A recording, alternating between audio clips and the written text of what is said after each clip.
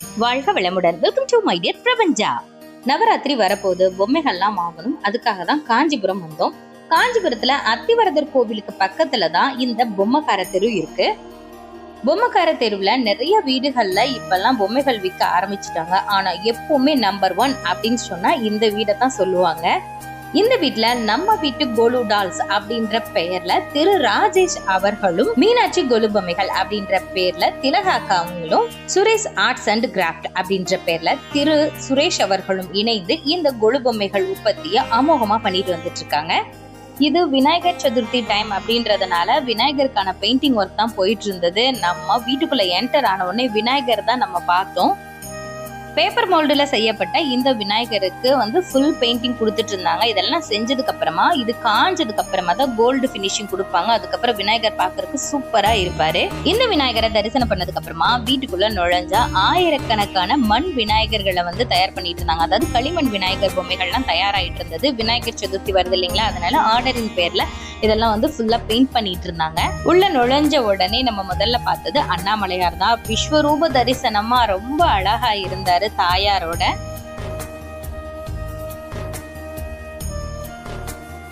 அடுத்ததா சிம்ஹாசல பெருமாள். போன வருடத்தினுடைய புது வரவு, இந்த வருஷம் கூட இது அவைலபிள் அப்படின்னு சொல்லி சொன்னாங்க. போன வருஷம் நம்ம வாங்கியாச்சு. அவருக்கு பக்கத்திலே ஸ்ரீமுஷ்ணம் பூவராகவ பெருமாள் பார்க்க அவ்வளவு அழகா இருந்தாரு. அடுத்ததா காமேஸ்வரர், அதாவது தாயாரும் சிவபெருமானும் கைகளில் கரும்பு வச்சிருக்க மாதிரியான ஒரு அமைப்பு ரொம்ப அழகா இருந்தது. லிங்கத்தோடு ஐக்கியமா இருக்கிற மாதிரியான மீனாட்சி அம்மை. அடுத்தது இவர் காரமடை காளமேக பெருமாள், கோயம்புத்தூர்ல இருக்கிறதா சொன்னாங்க இந்த கோவில்.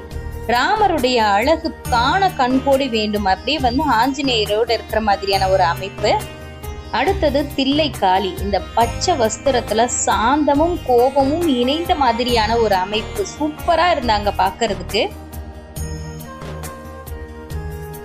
அடுத்தது சிருங்கேரி அம்மன் அப்படின்னு சொன்னாங்க. ரொம்ப ரொம்ப அழகா இருந்தது. இது ஜல்லடை வழியா அந்த வெளிச்சத்துல தன்னுடைய கணவனை சுவாமி பாக்குற மாதிரியான ஒரு அமைப்பு அப்படின்னு சொன்னாங்க. ரொம்பவே அழகான ஒரு வடிவமைப்பு இது. ஆடலரசன் தில்லை கூத்தன் நடராஜருடைய அற்புதமான வடிவமைப்பு ரொம்பவே அழகா இருந்தது. மயிலிறக காவடியில் அப்படியே வச்ச மாதிரி, அந்த காவடியை முருகப்பெருமான் தூக்கிட்டு இருக்க மாதிரி பச்சை வஸ்திரத்துல காண கண்கோடி வேண்டும் பாலகனா இருந்தது. ரொம்பவே அருமையா இருந்தது. அடுத்தது கோமாதா. கண்கள்லயே உயிரோட்டம் இருக்கிற மாதிரி ரொம்ப அழகா தத்ரூபமா வடிவமைப்பு பண்ணியிருந்தாங்க. 33 தேவர்களும் இருக்கிற மாதிரியான பெயிண்டிங் ரொம்ப அற்புதமா இருந்தது. பாக்குறதுக்கு கலர்ஃபுல்லா இருந்தது. அடுத்தது முருகப்பெருமான் வள்ளி தெய்வானையோடு இருக்கக்கூடிய அற்புதமான ஒரு செட்டு. அடுத்தது வெளியில இந்த ஸ்டெப்ஸ்ல பாத்தீங்கன்னா நித்திய கல்யாண பெருமாள் அழகா தாயார மடியில அமர்த்தின மாதிரியான ஒரு கோலம். அவருக்கு பக்கத்திலேயே மயிலாப்பூர் முண்டக கன்னியம்மன் அவ்வளோ அழகா பெயிண்ட் பண்ணியிருந்தாங்க. அந்த மாலை அழகா அருவரும்பா இருக்கிற மாதிரி, பிரபாவலி எல்லாமே ரொம்ப சூப்பரா இருந்தது. பெருமாள் எப்பவுமே அலங்கார பிரியர்னு சொல்லுவாங்க. அதுக்கேத்த மாதிரி அவ்வளோ அழகா பரமபதநாதரா காட்சி தர்றாரு. இந்த செட்டு ரொம்பவே எக்ஸலண்ட்னு சொல்லணும். இந்த ஒரே செட்ல தச அவதாரங்களையும் பார்க்கலாம். ரொம்ப அழகா அமைச்சிருந்தாங்க. அதுக்கப்புறமா காய்கறிகளால அலங்காரம் செய்யப்பட்ட அம்மன், முட்டைக்கோஸ், கேரட், முள்ளங்கி இந்த மாதிரியான காய்கறிகளால அலங்காரம் செய்யப்பட்டிருந்த அம்மன் ரொம்பவே அழகா இருந்தாங்க.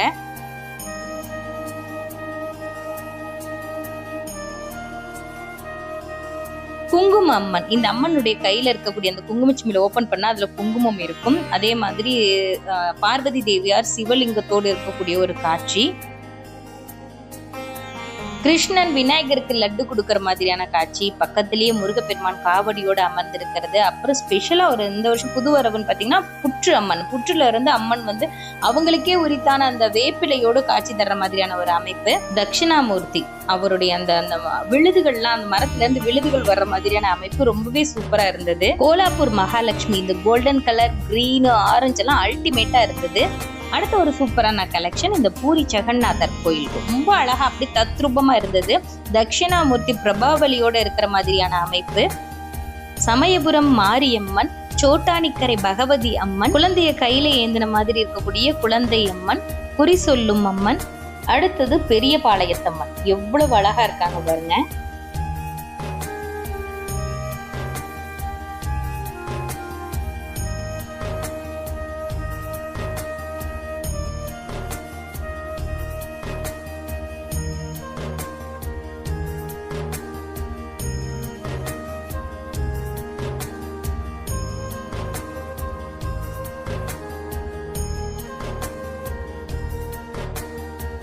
கொலு பொம்மைகளுக்கு தேவையான கலர்லாம் பண்ணதுக்கு அப்புறமா ஃபைனல் டச்சிங்கா அந்த கோல்டன் கலர் கொடுப்பாங்க. அதுக்கப்புறம் தான் வந்து ரொம்ப ஹைஃபையா இருக்கும் பார்க்கறதுக்கேவும்.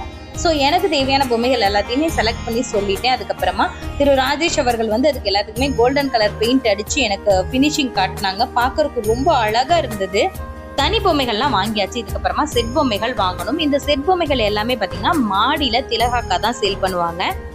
திலகாக்கா கிட்ட ரொம்ப பிடிச்ச விஷயம் என்னன்னா, ஒரு தடவை பொம்மை வாங்க போயிட்டோம் அப்படின்னு சொன்னா மறு தடவை நம்ம வாங்குறோம் வாங்கல அவங்கள பார்க்காம நம்மளால வர முடியாது. அந்த அளவுக்கு அவங்களுடைய பேச்சு அவ்வளவு ஒரு சாதுரியமா அன்பா இருக்கும். அதுக்கு அடுத்தபடியா நம்ம ஏதாவது செட் பொம்மைகள் கேட்கிறோம் அப்படின்னு சொன்னா அது சம்பந்தப்பட்ட கதைகள் நமக்கு தெரியல அப்படின்றப்ப டீட்டெயில்டா ரொம்ப அழகா நமக்கு சொல்லி கொடுத்துருவாங்க.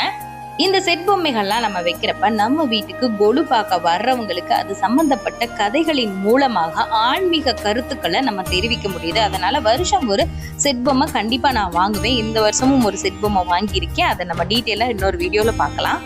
கொலு பொம்மைகளின் கடல் இங்க இருக்கு அப்படின்னு தான் நம்ம சொல்லணும். புதுசா கொலு வைக்கிறவங்களுக்கு எந்த ஐடியாவுமே தெரியல, என்ன பண்ணலாம் நினைக்கிறவங்களுக்கு இந்த மாதிரி இடங்களுக்கு நம்ம வந்து பாக்குறப்ப நமக்கே தோணும் இதை வச்சா நல்லா இருக்கும். இப்ப அஷ்டலட்சுமி, தசாவதாரம் இந்த மாதிரியான பொம்மைகள் 2 செட்டு வாங்கி வைக்கிறப்ப பாதி கொலுப்பொடியை வந்து நம்ம நிறைவு பண்ணிடலாம். அதுக்கப்புறமா துர்கா, லட்சுமி, சரஸ்வதி இந்த மாதிரி பொம்மைகளை வைக்கிறப்ப ஃபுல் அண்ட் ஃபுல் வந்து நம்ம பினிஷ் பண்ணிடலாம். இந்த பாருங்க, இந்த மாதிரியான அஷ்டலட்சுமி பொம்மைகள்லாம் வந்து இங்க நிறைய சைஸ்ல கிடைக்குது. நமக்கு சின்ன சைஸ்ல இருந்து பெரிய சைஸ் வரைக்குமே இங்க அவைலபிள். அது இல்லாம எத்தனை செட் வேணாலும் உடனடியா நமக்கு வந்து தரக்கு ரெடியா இருக்கிறாங்க. இப்ப இந்த சைடு ஃபுல்லா காய்கறிகள், பழங்கள், அதுக்கப்புறம் மிருகங்கள்லாம் இருக்கிற மாதிரி இருந்தது. இதெல்லாம் பயன்படுத்தி ஒரு மார்க்கெட் மாதிரி அல்லது கிராமத்துல இருக்கக்கூடிய சந்தைகள் மாதிரியான அமைப்பு கூட உருவாக்கலாம். அடுத்தது செட் பொம்மைகளே தீமா இருக்கிற மாதிரி. இது வந்து பார்க்கடல்ல அமிர்தம் கடையிறப்ப அந்த மத்து, பாம்பு, ஆமை, இந்த பக்கம் தேவர்கள், அசுரர்கள், மும்மூர்த்திகள் இவங்கெல்லாம் இருக்கிற மாதிரியான ஒரு செட்டு. அதுக்கப்புறம் கோவர்தன மலையை சுண்டு விரலால கிருஷ்ண பரமாத்மா தூக்கி இருக்கிற மாதிரியான ஒரு செட்டு.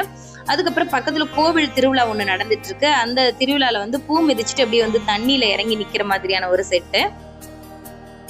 அடுத்தது திருச்சியில பிரசித்தி பெற்ற உச்சி பிள்ளையார் கோவில். மலை மேல பிள்ளையார் இருக்கிற மாதிரி கோவிலுக்கு போறதுக்காக மக்கள்லாம் நின்றுட்டு இருக்க மாதிரியான ஒரு அமைப்பு. அதுக்கப்புறம் கிரிவல செட்டு. அண்ணாமலையார் கோவிலுக்கு வந்து சுற்றில இருக்கக்கூடிய அந்த லிங்க வடிவங்கள் மக்கள் எல்லாம் காத்துட்டு இருக்க மாதிரி மலை மேல ஒரு பாதை போற மாதிரியான ஒரு அமைப்பு.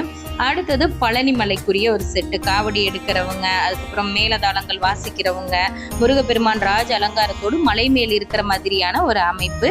இது வந்து பழனிக்குரிய ஒரு செட்டு. கல்யாண செட்டு. இது வந்து ரொம்ப சிம்பிளா இருக்கக்கூடிய கல்யாண செட்டு. நிறைய பொருட்கள், இந்த வாழை இலை, சாப்பாடு போட்டது இந்த மாதிரிலாம் இல்லாம ஒரு சிம்பிளான கல்யாண செட்டு.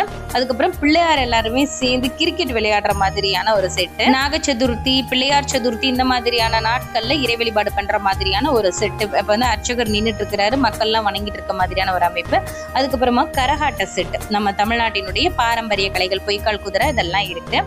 லக்ஷ்மி குபேர செட்டு. இது மட்டும் இல்லாம மகாபாரதத்துல வரக்கூடிய முக்கியமான காட்சிகள், அதாவது இந்த துகில் உரியறது, தாயம் விளையாடுறது, சகுனி தாயம் அப்படின்ற பெயர்ல, அதுக்கப்புறம் முருகனினுடைய பிறப்பு, சூரசம்ஹாரம், ராவண தர்பார், ராஜராஜேஸ்வரி தர்பார், இப்படி செட் பொம்மைகள்லாம் வந்து ஏராளமா இருந்தது. இவங்களே ஓனா அவங்களுடைய ப்ராடக்டா 20 வகையான செட் பொம்மைகளை இந்த வருஷம் அறிமுகப்படுத்தி இருக்கிறாங்க. இப்படின்னு சொல்லிட்டே போலாம். ஸோ நம்ம வீட்டு கொலுவுக்கு என்னென்ன கொலு பொம்மைகள் தேவை அப்படின்றத நம்ம சூஸ் பண்ணி வாங்கியாச்சு. என்னென்ன பொம்மைகள் வாங்கியிருக்கேன் அப்படின்றத நெக்ஸ்ட் வீடியோல பார்க்கலாம். இவ்வளவு நேரமா இந்த வீடியோவை பொறுமையா பார்த்தவங்க எல்லாருக்கும் எனது மன நிறைவான நன்றிகளை தெரிவித்துக் கொள்கிறேன். நல்லதை நினைப்போம், நல்லதே நடக்கும். வாழ்க வையகம், வாழ்க வளமுடன்.